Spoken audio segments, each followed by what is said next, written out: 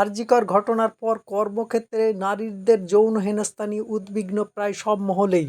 নারীর প্রতি সহিংসতা বন্ধ হোক। সম্প্রতি এ ব্যাপারে সংহিতা নামক এক সমাজসেবী সংস্থা বিভিন্ন জায়গায় সচেতন প্রসারে এগিয়ে এসেছে। কর্মক্ষেত্রে যৌন হেনস্থার মোকাবিলায় সংহিতার প্রতিষ্ঠাতা সোমা সেনগুপ্তর উদ্যোগে পাঁচলা ব্লকের সুবাড়া পঞ্চায়েতে এক সচেতন কর্মসূচি অনুষ্ঠিত হয়। উপস্থিত ছিলেন নারীবাদী লেখিকা সমাজকর্মী ফারহা নাকভি, নারী ও শিশু কল্যাণের সম্পাদিকা রহিমা খাতুন, সংহিতার শীর্ষা গুপ্তা ও ডোরা সাহাব। মূলত কয়েকটি ব্লকের অঙ্গনওয়াড়ি কর্মীদের কর্মক্ষেত্রে এই বিষয় নিয়ে সচেতনতা প্রসার করা হয়। বিশাখা গাইডলাইন সবাই জানি, হাওড়িতে ঘটনার পরে যে 1997 সালে সুপ্রিম কোর্টের নির্দেশে এসেছিল বিশাখা রায়, এবং তারপরে 2013 সালে কর্মক্ষেত্রে যৌন হেনস্থা আইন, যেটা নারী প্রতিরোধ অধিকার আইন, এই আইনটা নিয়ে বিভিন্ন ধরনের কর্মক্ষেত্রে কাজ করে, সেটা সংগঠিত ক্ষেত্রে হতে পারে, অসংগঠিত ক্ষেত্রে হতে পারে। আমরা হাওড়ায় যে কর্মসূচিটা করছি তার জন্য আমাদের বিশেষভাবে সাহায্য করছেন নারী ও শিশু কল্যাণ কেন্দ্রগুলো যে সংগঠনটি আছে হাওড়ায়, যারা এই বিষয় নিয়ে অনেকদিন কাজ করছে। কিন্তু সংগঠনের যৌথ উদ্যোগে আমরা এই বিষয়টা নিয়ে মহিলাকে সচেতন করতে চাইছি, আইনে কী কী প্রভিশন বলা আছে সেই কথাগুলো বলতে চাইছি, এবং এই ধরনের ঘটনা ঘটলে কোথায় অভিযোগ, কারণ আইনে একটা রিপ্রেস সিস্টেমের কথা বলা আছে, একটা মেকানিজমের কথা বলা আছে। তো আমরা আইনটাই একটু সহজ ভাষায় মেয়েদের কাছে তুলে ধরতে চাইছি। বলতে পারি কর্মক্ষেত্রে যৌন হেনস্থা ঘটনার সাথে গ্রাম শহর শিক্ষিত অসুবিধা কোনো সম্পর্ক নেই।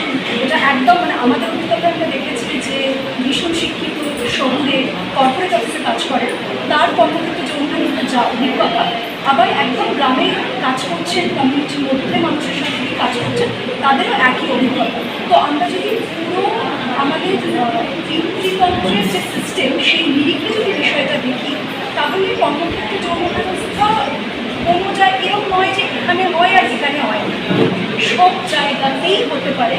এবং আপনারা যদি মনে করেন যে মেয়েরা ক্যারাটে জানে, যে মেয়েরা বক্সিং জানে, তারা তাদের সেলফ ডিফেন্স করতে পারবে, এরকম কর্মক্ষেত্রে যৌন হেনস্থা হলে সেই ভাবনাটা কিন্তু একেবারেই সঠিক নয়।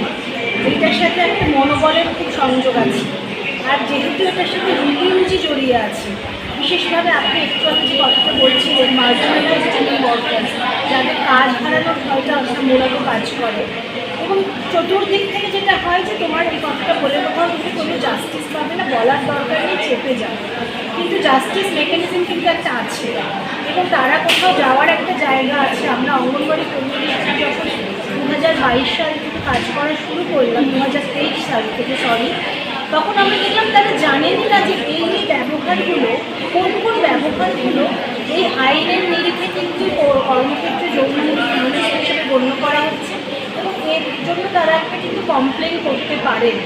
এই ধারণাটা, এই নলেজটাই তাদের কাছে একেবারেই ছিল না। তা আমরা ওরিয়েন্টেশন প্রোগ্রামগুলোর মাধ্যমে এইটা জানানোটা আমাদের এখন সব থেকে বড় কাজ। কারণ অনেক মানুষ জানে যে আমাকে একদম টাচ করে দিল তাহলেই সেটা যৌন হেনস্থা, কর্মক্ষেত্রে যৌন হেনস্থা কিন্তু এর বিয়ন্ডে আরও অনেক কিছু, এবং আইসি এলসি এগুলো অনেক পরের কথা, এগুলো কিছুই জানেন না মানুষরা। যেরকম একটা আমি জাস্টিস পাওয়ার জন্য আমি এখান থেকে কমপ্লেন করতে পারি, তো এইগুলো আমরা জানানোর চেষ্টা করছি ওরিয়েন্টেশন প্রোগ্রামে। ট্রেনিং চলাকালীন ও পরে তারা তাদের প্রতিক্রিয়া ব্যক্ত করেন। একদম নিচের তলার কর্মী, লেভেলে কাজ করি।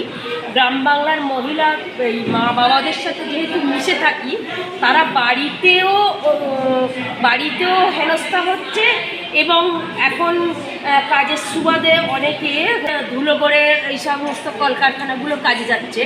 আমরা একটা সরকারি সংস্থার সঙ্গে যুক্ত আছি বলে আমাদের এই ট্রেনিংটা দেওয়া হচ্ছে, কিন্তু যারা প্রতিদিন ট্রামে বাসে করে কাজে যাচ্ছে তারা কিন্তু এই সুযোগটা পাচ্ছে না। এই আমাদের কাজের মাধ্যম থেকে বা আমাদের এই সামান্য ট্রেনিং যদি আমরা তাদের কাজে লাগাতে পারি, এইভাবে তারা হয়তো উপকৃত হতে পারে। আমরা যেহেতু আইসিডিএস ওয়ার্কার, আমরা এক জায়গায় ফিল্ডে যাই, সেই ফিল্ডে গিয়ে আমাদের অনেক কিছু পরিস্থিতির সম্মুখীন হতে হয়। সেই সম্মুখীনকে মোকাবেলা করার ক্ষেত্রে এগুলো আমাদের সাহায্য করবে। অনেক কিছু আমি অ্যারেঞ্জ করে থাকি, তাদেরকে বলার জন্যও কাজে লাগবে, প্লাস আমাদের জন্যও এটা কাজে লাগবে। আমরা এটাই করবো যে আমাদের এরকম কর্মক্ষেত্রে যৌন হেনস্থার রিসেন্ট আমরা এর থেকে জানতে পেরেছি কর্মক্ষেত্রে যৌন হেনস্থা বলতে কী বোঝো, এবং যৌন হেনস্থা যে শুধু শারীরিক নির্যাতন করলেই হয় সেটা নয়, নানা রকমভাবে হতে পারে। সেই রকমভাবে আমরা যে সমস্ত মেয়েদের মাদার্স মিটিং করি বা কিশোরী মেয়েদের সঙ্গে মিটিং করি, তখন তাদেরকে আমরা এই বিষয়গুলো জানাবো যেগুলো আমরা জেনে যাচ্ছি। আমরা নারী ও শিশু কল্যাণ কেন্দ্র, আমি রহিমা। আমরা দীর্ঘদিন মেয়েদের অধিকার নিয়ে কাজ করছি, মেয়েদের নানান সমস্যা, মেয়েদের জীবিকা, বিভিন্ন বিষয়। কিন্তু আমরা যখন দেখলাম যে মেয়েরা যখন বাইরে কাজে কর্মক্ষেত্রে যাচ্ছে, সেখানে তাদের প্রোটেকশনের জন্য, তাদের সুরক্ষার জন্য আমাদের দেশে কি কি আইন কানুন আছে সেইটা সম্পর্কে কিন্তু মানুষজনের তত ধারণা নেই বা জানেনও না। তো সেই জন্য আমরা সংহিতা কলকাতার একটি সংগঠন, যারা জেন্ডার রিসোর্স সেন্টার, তারাও বহুদিন থেকে কাজ করছেন মহিলাদের বিভিন্ন অধিকার নিয়ে।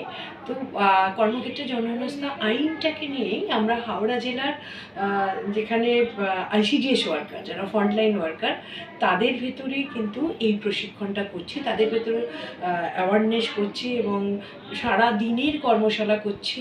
সেই কর্মশালার মধ্য দিয়ে যে এই আইনটাতে কি বলা আছে, কি আছে, সেখানে মেয়েদের কীভাবে সুরক্ষিত হতে পারে, কোথায় জানাতে পারে অভিযোগপত্র, অভিযোগ কীভাবে জানাতে হয়, সমস্ত বিষয় নিখুঁতভাবে তাদের শেখানোর চেষ্টা করছি আমরা।